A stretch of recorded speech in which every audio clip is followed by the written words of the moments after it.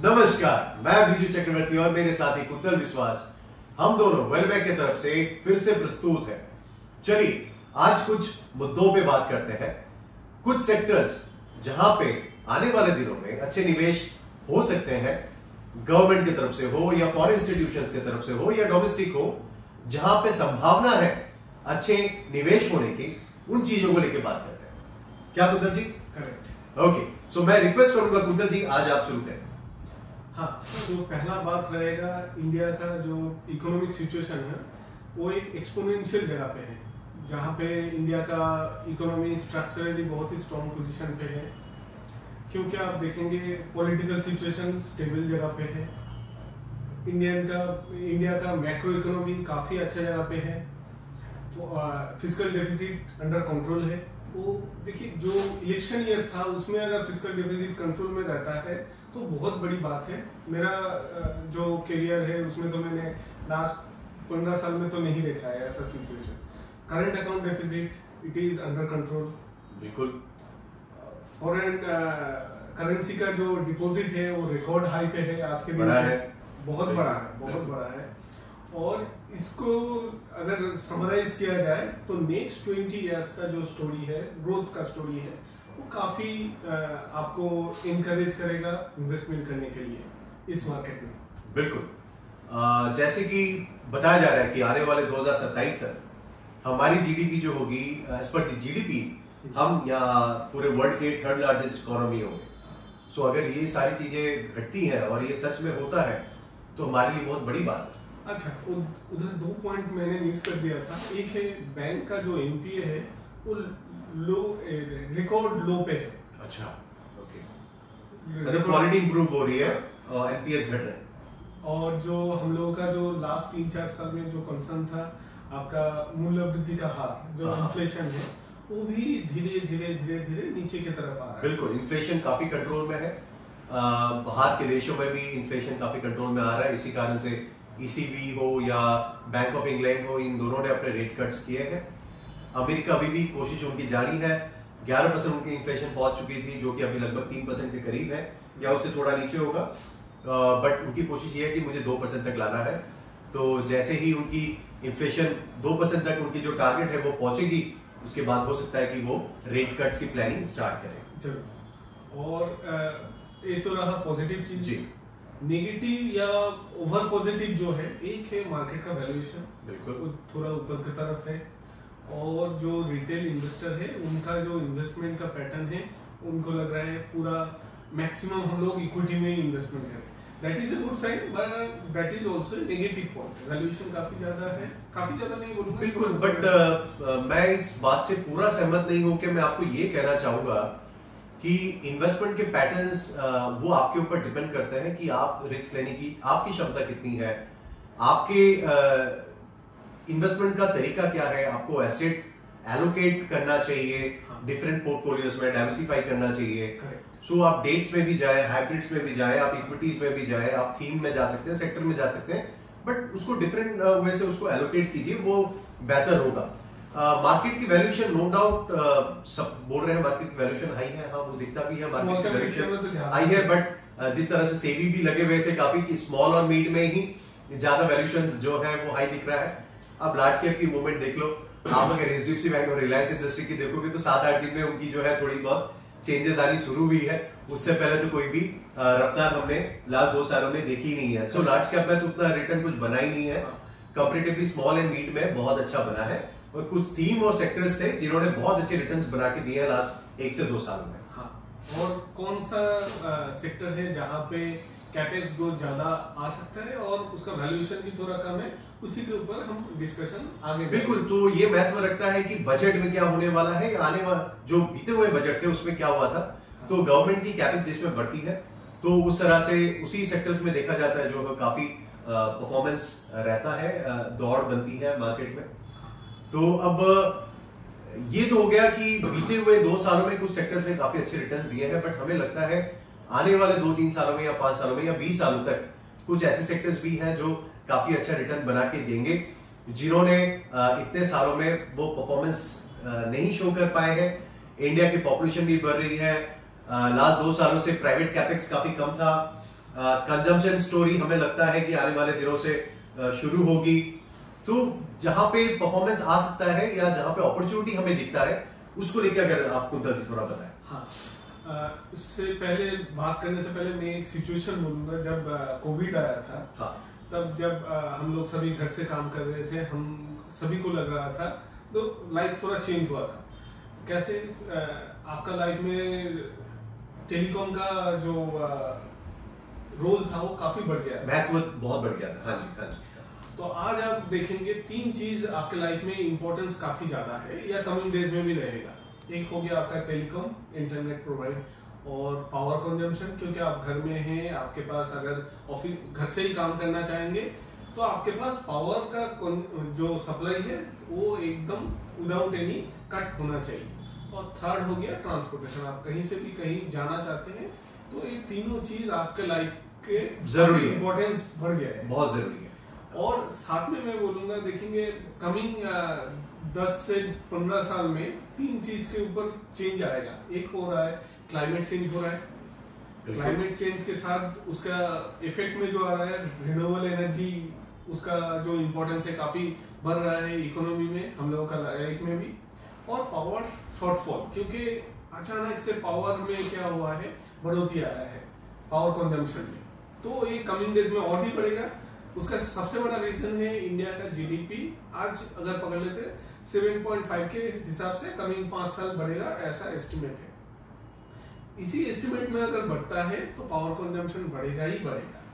मगर साथ में क्या है, जो भी पुराना तरीका था कोयले से पावर कंजम्पशन प्रोड्यूस करने का, वो तो ऊपर नहीं जाएगा, उसके जगह जो लेगा सोलर। हाँ कुंदन जी, मैं थोड़ा इंटरप्ट करता हूँ इस बीच में। एक्चुअली भारत की जो एनर्जी सेक्टर की तरफ में इन्होंने काफी गोल्स रखे हैं। वो गोल्स मैं आपको बता दूं, जैसे net zero emissions by 2070, correct, right.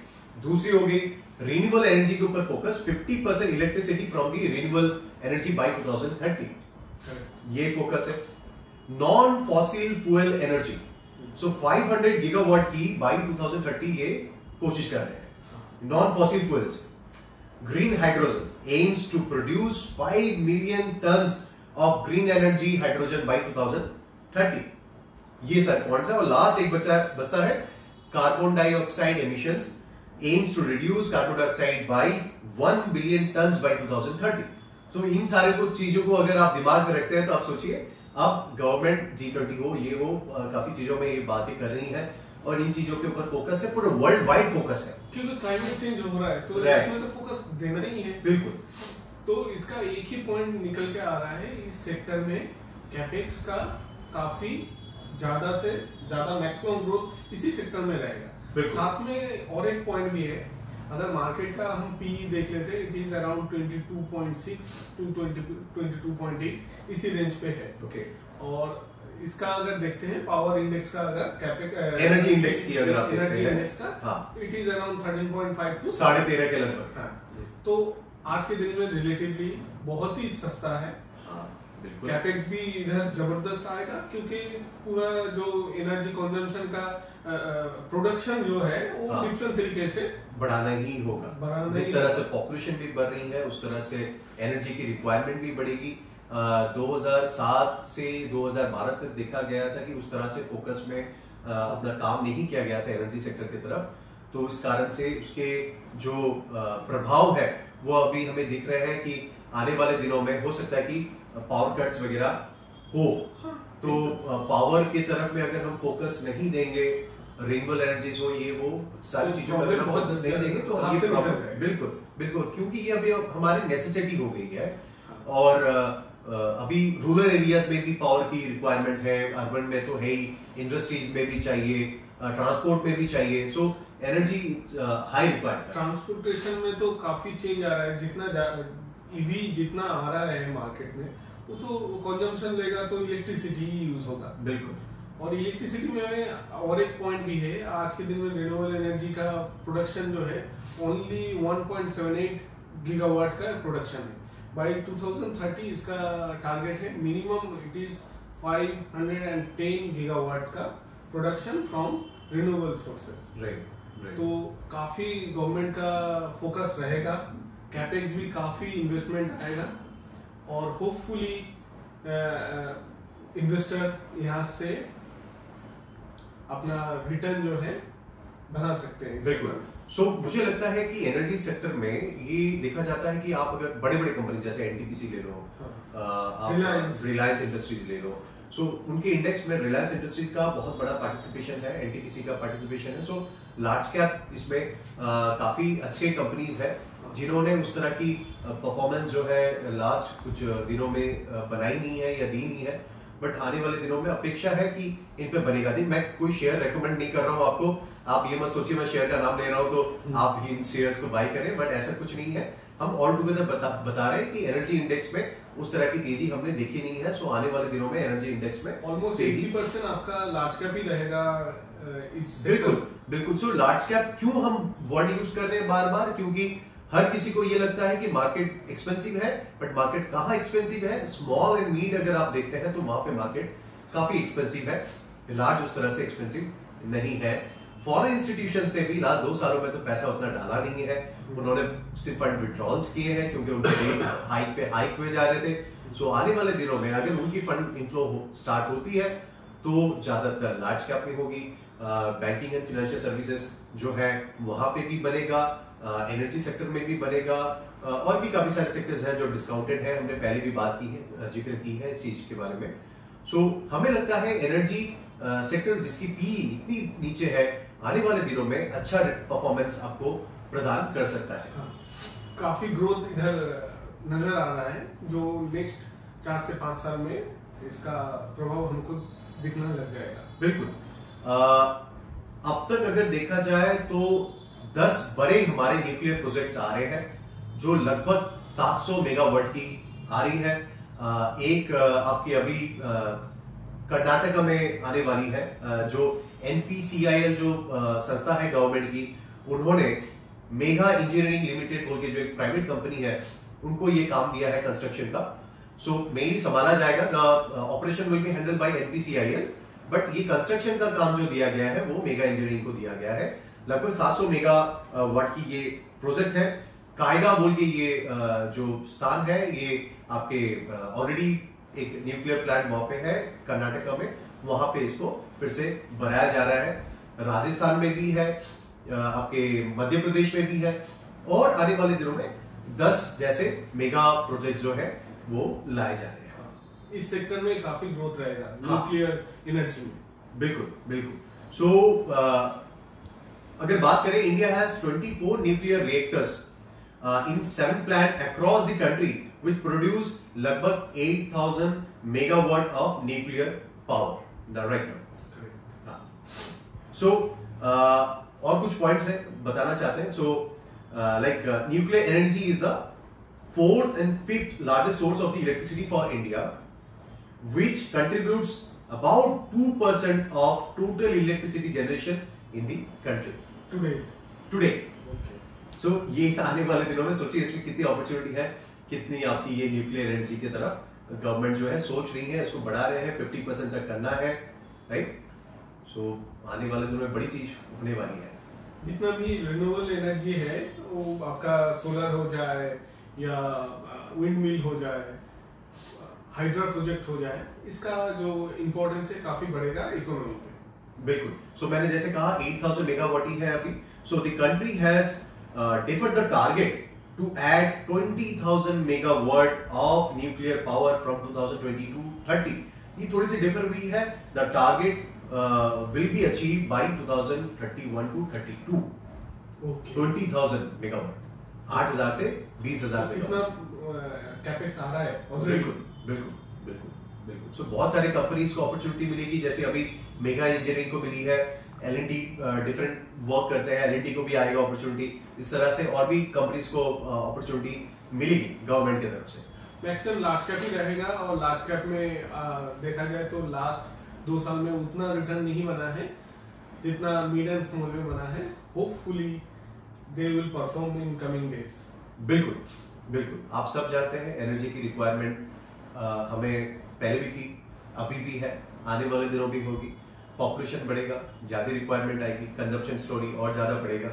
सो इस चीज़ के साथ मैं आपको ये कहना चाहता हूँ कि ICICI म्यूचुअल फंड जो एक बड़ी AMC है, एसेट मैनेजमेंट कंपनी है, इन्होंने कंटिन्यूसली काफ़ी बार कोविड के समय हो, उससे पहले हो, काफ़ी सारे NFOs लॉन्च किए थे।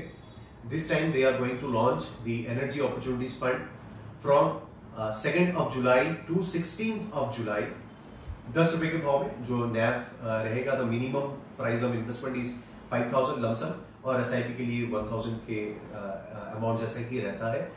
तो इस पे अगर आप चाहें अपने फंड में से कुछ पोर्शन एलोकेट करना चाहते हैं तो इस फंड में आप निवेश जरूर कर सकते हैं। 2 से 16 तारीख तक ये फंड खुला हुआ रहेगा, उसके कुछ दिनों बाद फिर वो मार्केट में लिस्ट होगा। सो मुझे लगता है this will be a good fund, but always याद रखिएगा डिस्क्लेमर, हमारी जो पास्ट परफॉर्मेंस है सब्जेक्ट टू मार्केट रिस्क, हमारी डिस्क्लेमर भी हमारे वीडियो में रहेगी, वो भी आप देख लीजिएगा। सो इस फंड में अगर आपकी इच्छा हो, आप हमारे साथ बात कर सकते हैं, हमसे मिल सकते हैं इन्वेस्टमेंट्स के लिए, अगर आप कोई प्लान कर रहे हैं या कुछ एलोकेट करना चाहते हैं। सो कुंदन जी, और कुछ ऐड करना है आपको? Okay, so thank you so much. आज हम यही समाप्त करते हैं।